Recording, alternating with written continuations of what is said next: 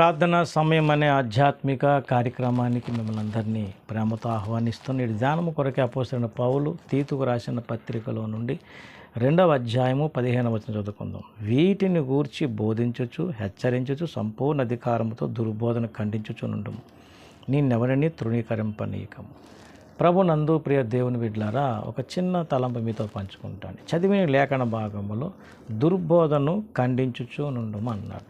ఇంతకీ దుర్బోధ అంటే ఏమిటి? మనం దుర్బోధను ఖండించాలంటే ఏది దుర్బోధం మనకు అవగాహన ఉండాలి కదా. ఇప్పుడు ఉన్నటువంటి సంఘములు అనేకమైన బోధలు ఉన్నాయి. ఎవరికి వారే మాది సత్యబోధ, మాది అపోస్తల బోధ అని చెప్పుకుంటూ వెళ్తున్నారు. ఇంతకీ దుర్బోధ అంటే ఏమిటి, ఎలా గుర్తించాలి? ఒక ఉదాహరణ, ఒక మాట. దుర్బోధ ప్రకటించే వారికి ఎలా ఉంటుందంటే, వారు ప్రకటించే బోధ ఏదో ఒక లేఖనమే ఆధారం ఉంటుంది తప్ప, అంటే ఒక చోట రాయబడినటువంటి విషయము మరొక చోట దాన్ని స్థిరపరిచేటట్టుగా వారికి ఆ మాట ఉండదు. వాళ్ళు ఏదో ఒక వచనం ఎత్తుకుంటారు, దాని ద్వారా కొత్త సిద్ధాంతాన్ని తయారు చేస్తారు. అలాగున ఎన్నో బోధలు ఉన్నాయి. దుర్బోధలు అంటే ఒక చోట చెప్పబడిన మాటను దాన్ని స్థిరపరిచే రీతిగా మరొక చోట కనబడకుండా ఒక చోటే ఆ మాట ఎత్తుకుని వారు కొత్త కొత్త బోధలు తయారు చేసి సంఘములనే కలిపిలు చేస్తున్న ఎంతోమంది ఉన్నారు. కనుక దుర్బోధలను మనం ఖండించాలంటే ముందు గుర్తించాలి. ఉదాహరణకు ఒక విషయం మీకు ప్రస్తావించి ముగిస్తాను. ఏంటంటే, యెహోవా సాక్షులు అనే బోధ దుర్బోధే. ఎందుకు అంటే వారు యేసయ్య దైవత్వాన్ని అంగీకరించారు. ఇంకెన్నో విషయాలు వాళ్ళు బోధిస్తారు. వాళ్ళు బోధించేది కూడా రహస్యముగానే బోధిస్తారని పేతురు భక్తుడు చెప్తాడు 2వ పత్రిక 2:1. అలాగనే వారు రహస్యంగా భిన్నాభిప్రాయాలు బోధిస్తారు. వాళ్ళు చెప్పే విషయాలు ఒకటి ఏంటంటే, మొదటి పత్రిక తిమోతి పత్రిక 2:5 ఏముందంటే, దేవుడు ఒక్కడే, దేవునికి నరులకు మధ్యవర్తి ఒక్కడే, ఆయన క్రీస్తు యేసును నరుడు. అంటే యేసుక్రీస్తు ఏమైనా నరుడు అని ఉంది కదా. అలాగో వారు యేసయ్య దైవత్వాన్ని అంగీకరించరు.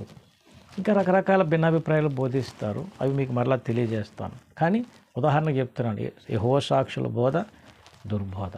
అలాగే సెవెంత్ డే అడ్వెంటిస్ట్ వారేమంటారంటే, ధర్మశాస్త్రంలో చెప్పబడినదిగా 4 అంటే అక్కడ విశ్రాంతి దినం ఇశ్రాయేల్ ప్రజలకు ఇచ్చాడు కదా దేవుడు. మరి శనివారం నాడు విశ్రాంతి దినం పాటించాలని, అది ఈనాడు కూడా మనం పాటించి తీరాలి అని వారు వాదిస్తారు. కానీ ధర్మశాస్త్ర ప్రకారంగా మనం చూడండి, గలతీ పత్రిక 5వ అధ్యాయం 4వ వచనం చూడండి. 5:4 మీలో ధర్మశాస్త్రం నీతిమంతులు తీర్చబడేవారు ఎవరో వారు క్రీస్తులో నుండి బొత్తుగా వేరు చేయబడి ఉన్నారు, కృపలో నుండి తొలగిపోయి ఉన్నారు. చూసారా, కృపల నుండి తొలగిపోతారట. కాబట్టి వారు చెప్పే విషయము మనం జాగ్రత్తగా గమనించాలి. ఆదివారమున ఆరాధించుట అనేది అపోస్తుల ద్వారా దేవుడు నియమించిన క్రమం. అంటే ఇశ్రాయేల్ ప్రజలు నియమించినటువంటి విశ్రాంతి దినం అనేది ఇప్పుడు మనం పాటించిన అవసరం లేదు.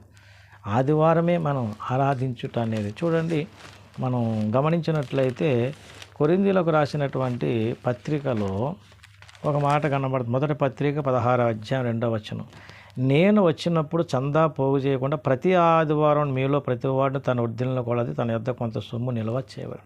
ప్రతి ఆదివారం అని అన్నాడు. అంటే వీళ్ళు ఆదివారం ఏం చేస్తున్నారు? ఆరాధిస్తున్నారు. కాబట్టి ఆదివారం ఆరాధించే క్రమాన్ని అపోస్తుల ద్వారా దేవుడే మనకు నేర్పించాడు.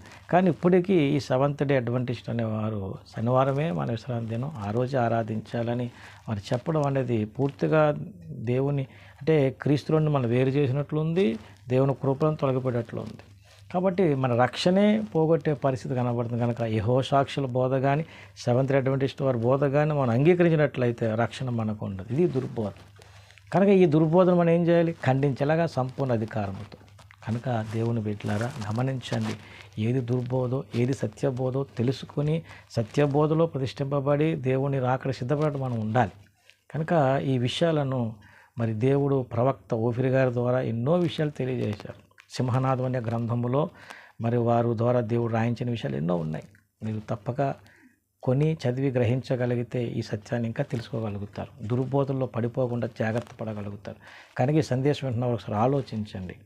దుర్బోధన గురించి మనం తెలుసుకోవాలి, దాన్ని ఖండించాలి.